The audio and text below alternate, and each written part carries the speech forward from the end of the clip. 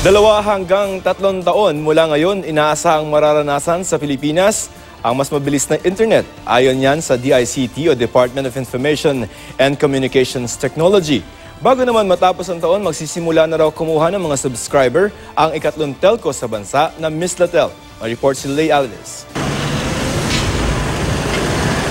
Sa mga naghihintay sa third telco na Mislatel, kaunting paghihintay na lang daw dahil ayon sa DICT, magsisimula ng kumuha ng subscribers ang Mislatel sa huling quarter ng taon pero sa Metro Manila muna.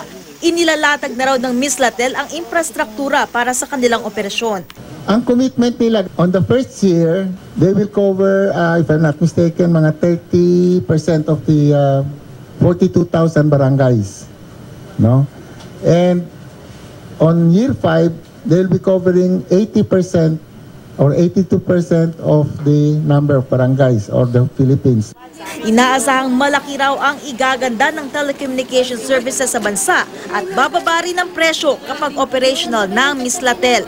Mag-i-improve daw ang signal dahil ang kasalukuyang 17,000 cell towers madadagdagan pa ng 5,000 hanggang taong 2020 at magpapatuloy ang construction hanggang maabot ang halos 70,000 matapos ang 7 taon. 2 hanggang 3 taon din mula ngayon, mararanasan na raw sa Pilipinas ang 5G. Sa ngayon, 3G at 4G signal pa lamang ang meron dito. And 5G, you can do all these things na at super fast speed. With 5G, pwede ka nang yung mga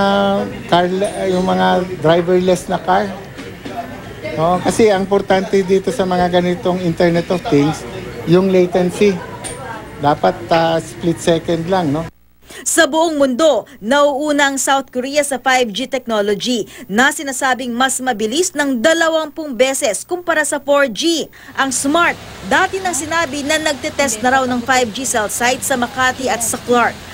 Ang Globe naman, sinabing magsisimula silang magpatupad ng 5G services sa bansa ngayong taon.